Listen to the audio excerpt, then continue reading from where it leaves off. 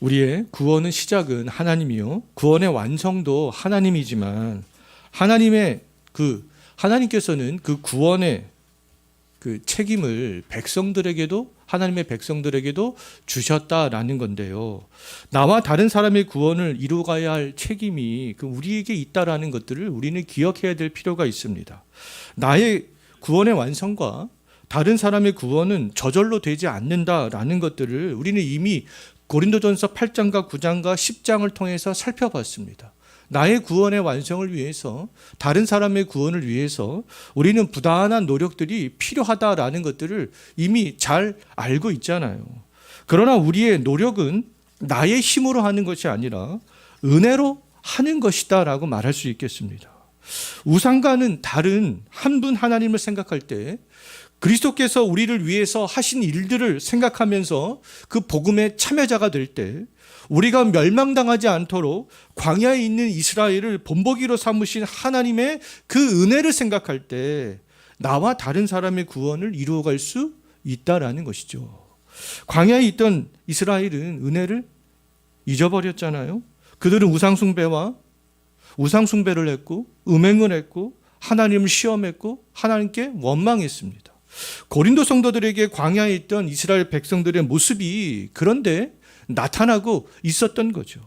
때문에 광야에 있던 이스라엘을 본보기로 삼아 지금 고린도 성도들에게 경고하고 있는 것이고요. 오늘날 또 우리 신약시대를 살아가는 우리들에게도 경고하고 있는 것이 아니겠습니까? 14절을 보면 알 수 있는데요. 광야에 있던 이스라엘 백성들에게 나타났던 그런 모습들이 고린도 성도들에게도 나타나고 있다는 것들을 14절을 보면 알 수가 있습니다. 바울이 지금 뭐라고 말씀하고 있어요? 우상숭배를 피하라. 누구에게요? 고린도 성도들에게 그렇게 말씀을 하고 있잖아요. 이렇게 이야기한 것을 볼 때 고린도 성도들도 광야에 있던 이스라엘 백성들과 같은 방식으로 우상을 섬기고 있었던 것이다라는 것들을 알 수가 있습니다. 광야에 있던 이스라엘 백성은 하나님이 주신 신령한 음료인 물을 마시고 신령한 음식인 만나와 메추라기를 먹으면서도 금송아지 형상을 섬겼었잖아요. 근데 이 고린도 성도들도 이러한 모습이 나타나고 있었어요. 잔을 마심으로 그리스도의 피에 참여하고, 떡을 땜으로 그리스도의 몸에 참여하면서도, 즉 성찬에 참여하면서도 우상을 섬기는 신전에 그들이 여전히 출입을 하고 있었던 거죠. 광야 세대가 하나님이 주신 신령한 음료와 음식을 먹는 것과 우상을 섬기는 것이 양립할 수가 없듯이 신약시대의 성도들도 이 성만찬에 참여하면서 우상을 섬기는 것은 양립할 수가 없는 것이다라는 거죠. 이러한 모습은 결국 하나님을 섬기는 것이 아니라 우상을 섬기는 모습이 될 수밖에 없기 때문에 그렇습니다. 성경에서 하나님은요, 하나님의 그 성만찬에도 참여하고 우상의 신전에 가서 우상에 드려졌던 제물도 먹고 마시다, 그렇게 말씀하고 있지 않잖아요. 하나님도 섬기고 금송아지 형상도 섬기라, 이렇게 말씀하고 있지 않습니다. 광야 세대가 하나님을 섬긴 방식과 현재 고린도 성도들이 하나님을 섬기는 방식은 결론적으로 하나님을 섬기는 방식이 아니라 우상을 섬기는 그런 방식이었습니다. 믿음이 없는 성도들은요, 이렇게 교집합을 다 좋아하는 그런 경향들이 있습니다. 하나님의 것에도 포함이 되고 세상의 것에도 포함되기를 원하는 그런 특징들이 있는데요. 그러나 하나님은 하나님의 것과 세상의 것을 구분하시잖아요. 예수님이 누가복음 16장 13절에서 말씀하셨듯이 지파인은 두 주인을 섬길 수 없다. 오직 한 주인만을 사랑하고 한 주인만을 귀중하게 여겨야 된다, 이렇게 말씀을 하셨잖아요. 자, 우리를 생명으로 인도하실 수 있는 분은 오직 한 분 하나님밖에 없잖아요. 우리는 하나님의 종이지 공진권세를 잡은 마귀의 종은 아니잖아요. 하나님의 것과 이 마귀의 것이 섞일 수가 없습니다. 하나님도 숭배하고 우상도 숭배하고 이렇게 될 수는 없다는 거죠. 성경은 이 교집합에 대해서 말씀하지 않습니다. 하나님의 것과 세상의 것, 하나님을 섬기는 것과 우상을 섬기는 것, 철저하게 구분을 하고 있어요. 우화에 나오는 박쥐처럼 때로는 쥐가 되기를 원하고 때로는 새가 되기를 원하는 것은 잘못된 것이라는 거죠. 사람들은 편의에 따라서 박쥐가 되기를 원하지만 하나님은 우리가 박쥐가 되는 것을 원치 않습니다. 광야 세대가 그러면 우상 숭배를 피할 수 있는 그 길은요, 전적으로 모세를 따르는 거였어요. 모세의 편에 서는 거였습니다. 시내산에 올라간 모세가 오랫동안 내려오지 않았을 때는 그러면 그들이 마음은 불안했지만 어떻게 했어야 되겠어요? 모세가 올 때까지 기다려야 했어야 되는 거 아니겠습니까? 기다리지 않고 자기들 마음대로 금송아지를 만들어서 하나님이라고 섬기는 것은요, 잘못된 방식이었다라는 것이죠. 하나님 편에 선 것이 아니었다라는 겁니다. 자, 고린도 성도들은 그럼 어떻게 하면 우상 숭배를 피할 수 있었겠는가? 11장 1절 한번 보십시오. 오늘날 우리들도 역시 마찬가지가 되겠습니다. 우리가 어떻게 하면 우상을 숭배하는 것을 피할 수 있겠는가? 어떻게 하면 내가 원하는 대로 이 교집합에 속하는 것들을 피할 수 있겠는가? 바울이 지금 뭐라고 말씀하고 있습니까? 나를 따르라. 바울의 편에 서는 그런 거 아니겠습니까? 바울이 그리스도를 본받는 자가 된 것처럼 바울을 본받는 거죠.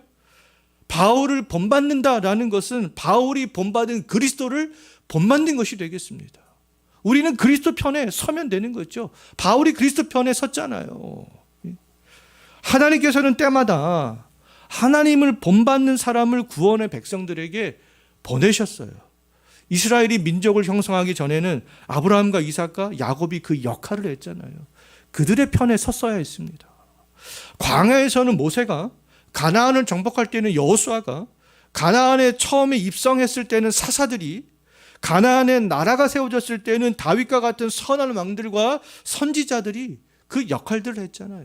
그들의 편에 서는 것이 하나님을 온전히 예배하는 것이고 하나님께서 원하시는 방식대로 예배할 수 있는 그런 편에 서는 거였죠. 이러한 사람들은 하나님을 대신했던 그런 사람들이었습니다. 이러한 사람들 편에 설 때요, 우상 숭배를 피할 수 있었어요. 그 교집합적인 부분도 그것도 역시 피할 수가 있었습니다. 오늘날 우리들이 서야 되는 그것도 분명하다라는 거 아니겠어요?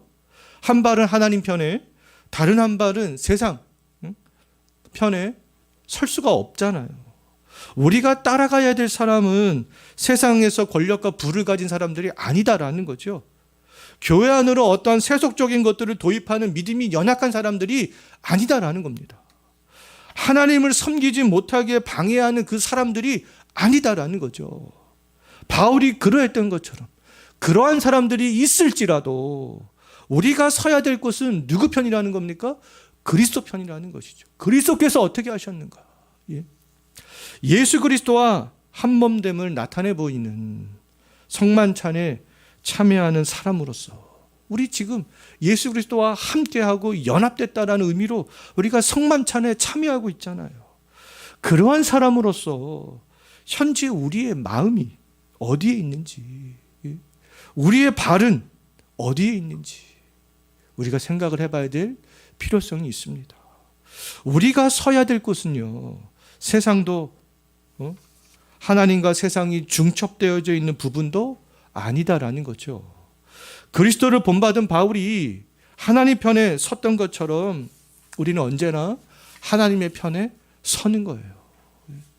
성찬에 참여하면서 잔을 마시고 떡을 먹는 것은 예수 그리스도를 통해서 하나님과 교제하는 거잖아요.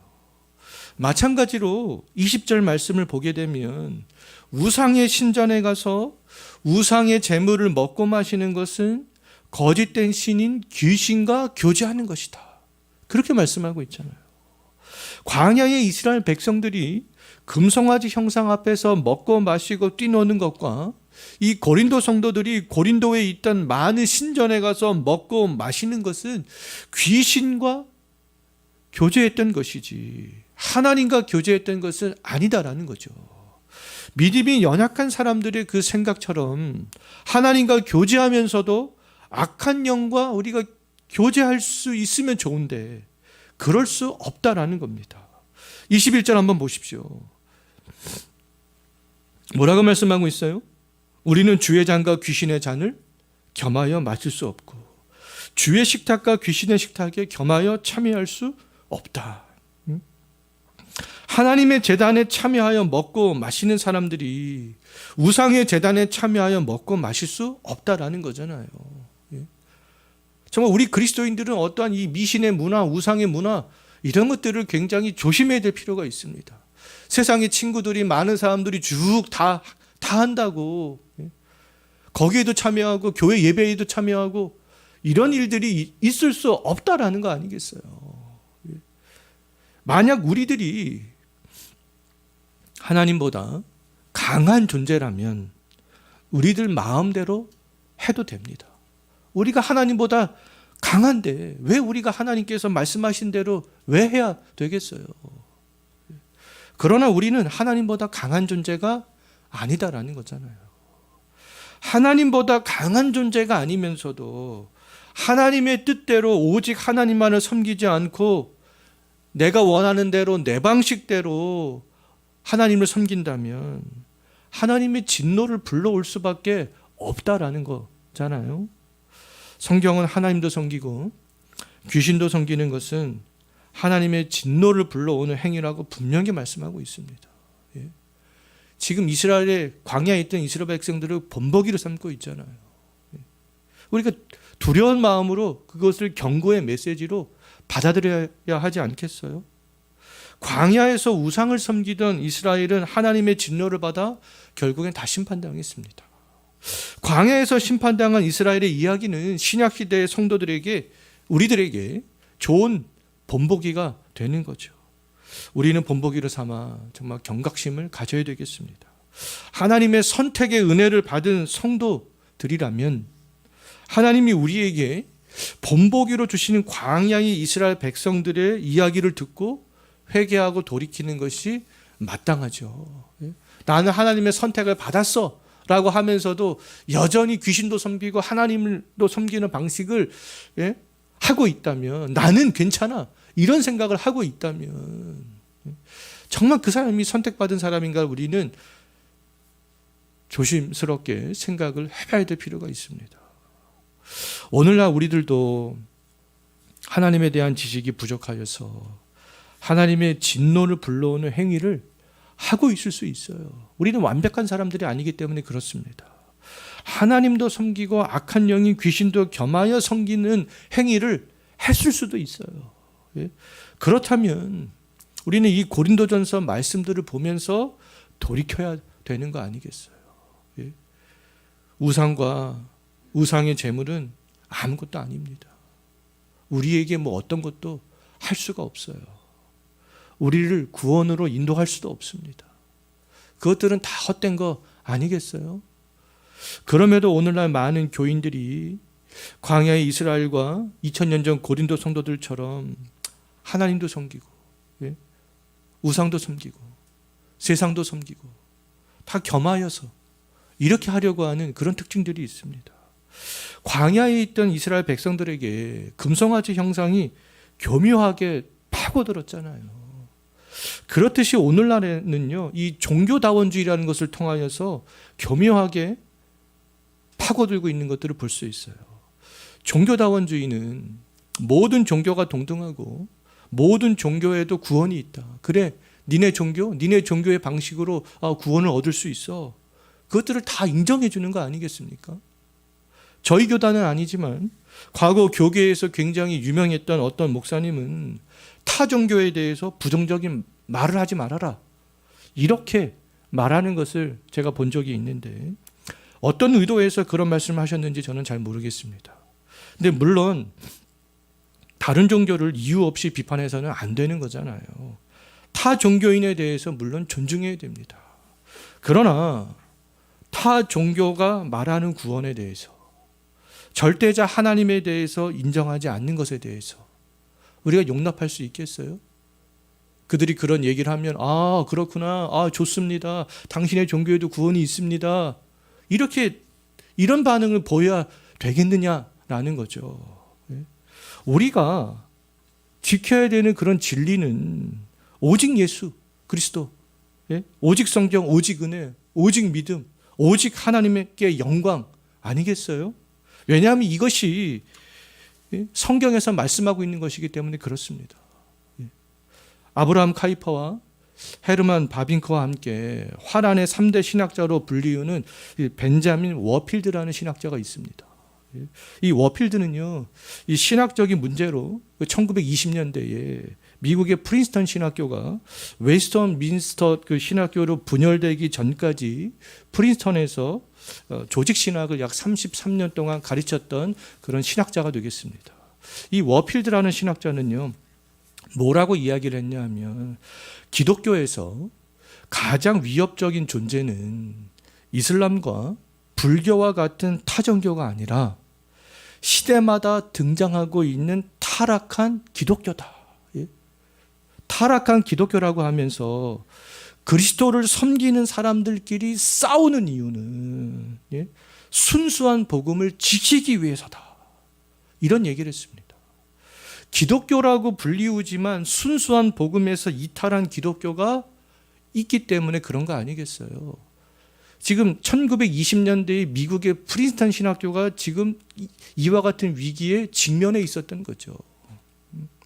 자, 이러한 워필드의 주장은 성경의 가르침이 되겠습니다. 성경에서 말씀하고 있는 것들을 이야기한 거 아니겠어요? 성경은 순수한 복음을 강조하지 혼합된 복음, 변질된 복음을 이야기하지 않습니다. 고린도전서 10장에서 바울이 강조하는 것도 지금 순수한 복음이잖아요.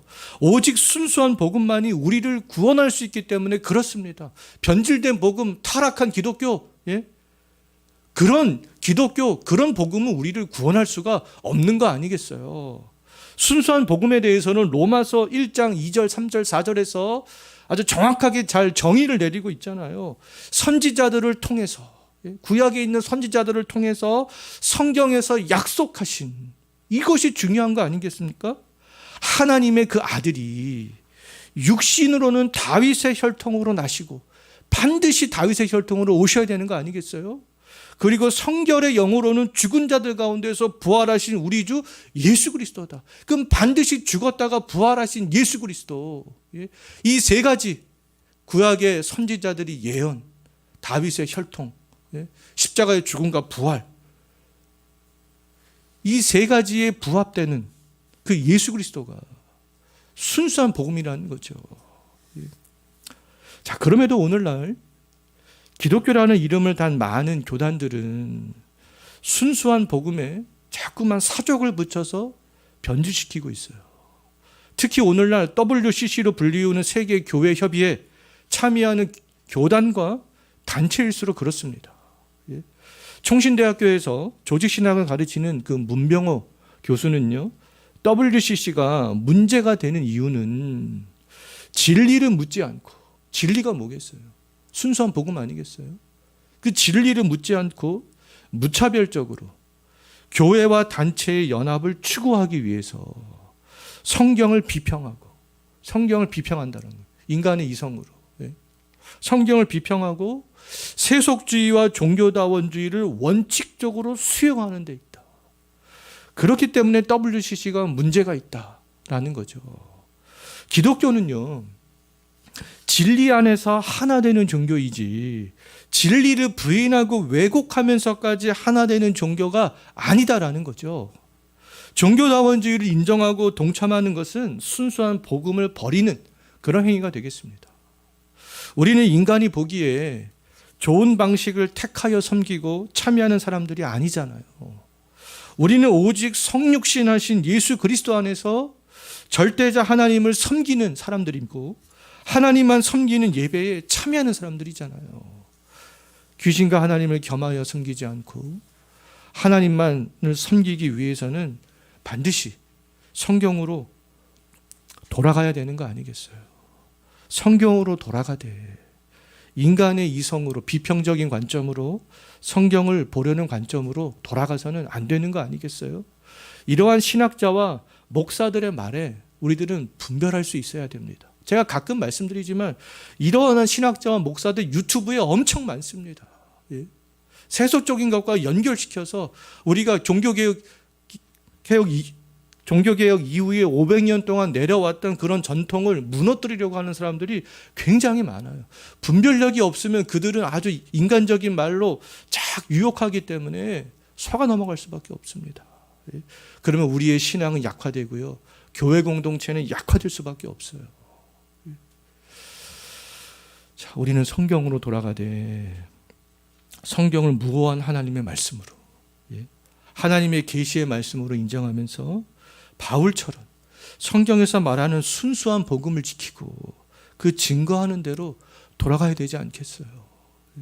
성경은요, 종교다원주의나 WCC를 주장하는 사람들처럼 인간이 보기에 좋은 교회 일치, 교회 연합 강조하지 않습니다. 성경이 강조하는 것은 순전한 복음인 예수 그리스도를 통한 구원을 강조하죠. 구원은 오직 예수 그리스도를 통해서만 될 수 있는 거 아니겠습니까? 바울은 11장 1절에서 뭐라고 말씀하고 있어요? 내가 그리스도를 본받는 자가 된 것 같이 너희도 나를 본받는 자가 되라. 예수 그리스도께서 이 땅에 오신 목적이 뭐겠습니까? 우리 죄인의 구원 아니겠어요? 죄인을 구원하는 것이 예수께서 이 땅에 오신 목적이 되겠습니다. 바울은 이 죄인의 구원을 위해서 오신 예수 그리스도를 본받아서 다른 사람을 구원하기 위해서 지금 최선을 다했잖아요. 바울은 자신이 다른 사람을 구원하기 위해서 최선을 다했던 것처럼 모든 성도들도 다른 사람을 구원하기 위해서 최선을 다하기를 원했습니다. 어떻게 하는 것이 최선을 다하는 것인가? 우리 이미 8장, 9장, 10장을 통해서 살펴봤습니다. 바울이 그렇게 했잖아요. 너희들도 내가 그렇게 했던 것처럼 나를 본받았으면 좋겠다. 본받아라. 이거는 명령이잖아요. 때문에 33절 마지막에서 또 어떻게 명령하는지 한번 보십시오. 어떻게 명령합니까? 지금 자기가 예수 그리스도를 본받았잖아요. 뭐라고 말씀하고 있어요? 그들로 구원을 받게 하라. 예수 그리스도를 본받는 바울을 본받는다라는 것은 순수한 복음을 증거해서 다른 사람으로 하여금 구원을 받게 하는 것이죠. 다른 사람들이 구원을 받는 것이 바울의 사명이었고요. 고린도 성도들의 사명이기도 하고요. 이 시대의 우리의 사명이기도 한 거 아니겠습니까?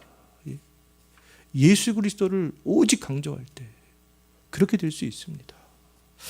다른 사람을 구원하기 위해서는 바울이 그리스도를 본받았던 것처럼 그리스도를 우리들도 본받는 거죠. 구원을 위해서 이 땅에 오신 예수 그리스도를 본받지 않고 다른 종교와 연합하고 인간의 이성에 맞게 복음을 변질시키면 나도 다른 사람들도 구원에서 멀어질 수밖에 없습니다. 바울은 오직 예수만 전했는데 뭐 종교다원주의, WCC, 교회 일치, 교회 연합, 온갖 잡동사니를 거기다가 다 짬뽕시키고 합치는데 어떻게 순수한 복음이 유지될 수가 있겠어요? 사도 바울은 일상의 삶을 살아가는데 매 순간마다 다른 사람을 구원받기 위해서, 다른 사람을 구원하기 위해서 예수 그리스도를 어떻게 본받았는가? 어떤 식으로 예수 그리스도를 본받았기에 자기의 구원을 완성해 가면서도 다른 사람을 구원받게 했을까? 31절 한번 보십시오. 31절 우리가 너무나 잘 알고 있는 말씀들이잖아요. 바울은 먹든지 마시든지 무엇을 하든지 다 하나님의 영광을 위해서 했습니다. 항상 하나님의 영광이 무엇인가? 자기의 구원의 완성과 다른 사람의 구원을 위해서. 이 말씀은 우리 그리스도인들에게 선택이 아니라 명령이잖아요. 특히 고린도 성도들은 지금 우상의 제물을 먹는 문제에 직면해 있었잖아요. 그렇기 때문에 지금 이 31절에서 이렇게 말씀하고 있는 거죠. 고린도전서 8장에서 시작된 우상의 제물을 먹는 문제는요, 9장과 10장을 통해서 이제 구원의 문제로 사도 바울이 쭉 말씀하기 시작하잖아요. 10장 33절과 11장 1절은 구원의 문제를 결말을 짓는 그런 말씀이 되겠습니다. 결말을 짓기 전에 이제 8장에서 시작이 되었던 우상의 제물을 먹는 문제를 다시 한번 이제 거론하면서 결말을 짓는 것을 볼 수 있어요. 우상의 제물을 먹는 문제에 직면했을 때 그리스도인들은 어떻게 하는 것이 다른 사람의 구원을 위한 것인가? 이것을 생각하는 것이죠. 왜냐하면 그렇게 하는 것이 하나님의 영광을 위한 것이기 때문에 그렇습니다. 물론 우상의 신전에 가서 우상을 섬기면서 우상의 제물을 먹는 것은 안 되는 일이죠. 그런데 20절과 21절에서 보았듯이 그것은 귀신과 교제하는 것이 되기 때문이고요. 주의 잔과 귀신의 잔을 겸하여 마실 수 없음에도 불구하고 주의 잔과 귀신의 잔을 겸하여 마시는 것이기 때문에 그렇습니다. 그러나 우상에게 드려졌던 제물은 다르다. 음식은 다르다. 바울이 8장에서도 그렇게 이야기를 했잖아요. 근데 오늘 결말을 지으면서도 10장에서 결말을 지으면서도 또 그것을 반복하고 있어요. 우상에게 드려졌던 제물은 왜냐하면 우리들이 시장에서도 쉽게 접할 수 있고 또 믿지 않는 사람들의 집에 갔을 때에도 접할 수 있다.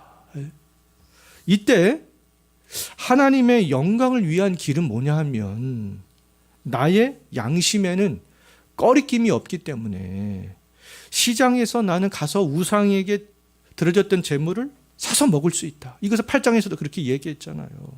또 불신자의 집에 갔을 때에는 불신자의 양심을 위해서 이것이 시장에서 우상에 드려졌던 제물을 사온 거 아니야? 묻지 말고 그 불신자의 양심을 위해서 묻지 말고 먹을 수 있다. 불신자의 집에 갔을 때.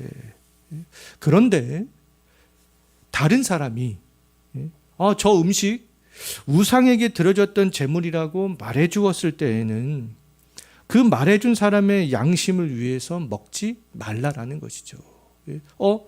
저 사람 목사인데 내가 분명히 저거 우상에게 드려졌던 제물이라고 얘기했는데 그럼에도 불구하고 시장에 가서 저 제물에 드려졌던 음식을 사네. 그들이 오해할 수 있기 때문에. 나의 양심보다 다른 사람을 구원하기 위해서는요, 다른 사람의 양심도 중요하기 때문에 그렇습니다. 우상에게 드려졌던 제물을 먹는 것이 나의 양심에는 꺼리낌이 없을지라도 우상에게 드려졌던 제물이라는 것을 알고도 먹는 것을 믿음이 연약한 사람들이 봤을 때 그 사람의 양심에 문제를 줄 수 있기 때문에 그런 거죠.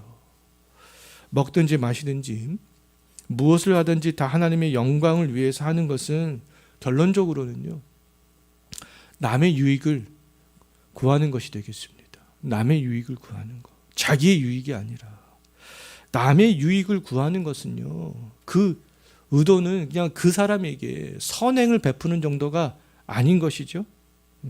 다른 사람을 배려하는 것을 넘어서 그 사람의 구원과도 관련이 있는 것이다라고 말할 수 있겠습니다.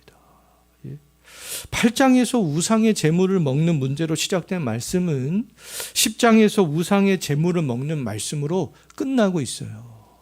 우상의 제물을 먹는 문제는 다른 사람의 구원과 밀접한 연관성이 있기 때문에 그렇습니다. 다른 사람의 구원을 위해서 다른 사람의 유익을 구하는 것과 밀접한 연관성이 있기 때문에 그런 것이죠. 예수님께서 우리의 구원을 위해서 이 땅에 오셨고 사도 바울도 예수 그리스도를 본받아 다른 사람의 구원을 위해서 힘썼잖아요. 먹는 것에 있어서도 힘썼습니다. 우리가 살아가야 하는 그런 방식도 그러면 동일하다라는 거 아니겠습니까? 다른 사람을 구원받게 하는 것이 인생의 목표가 되어져야 된다라는 것에 대해서 8장, 9장, 10장에서는 강조하고 있는 거예요. 나를 위해서는 우상의 제물을 얼마든지 먹을 수 있으나 다른 사람을 구원하기 위해서는 그것마저도 먹지 않아야 된다라는 거 아니겠습니까? 다른 사람을 구원하기 위해서 우리들은 평소에도 또 나의 구원을 완성하기 위해서 달리고 절제하는 삶들을 살아가는 것이 필요합니다. 평소에 나의 구원의 완성을 위해서 절제하고 달리는 삶을 살지 않는 사람들이 어떻게 다른 사람의 유익을 위해서, 구원을 위해서 살아갈 수가 있겠어요? 그럴 수 없잖아요. 그러면 우리는 평소에도 나의 구원의 완성을 위해서 달리기를 하는 선수가 1등하는 마음으로, 격투하는 선수가 승리하게 하는 마음으로 절제하는 것처럼 그런 삶들을 살아가야 된다라는 거 아니겠습니까? 자, 예수 그리스도를 본받은 바울처럼 우리들도 다른 사람의 정말 구원을 위해서, 다른 사람의 유익을 위해서 살아갈 수 있는 그런 그리스도인이 되기를 정말 소망합니다.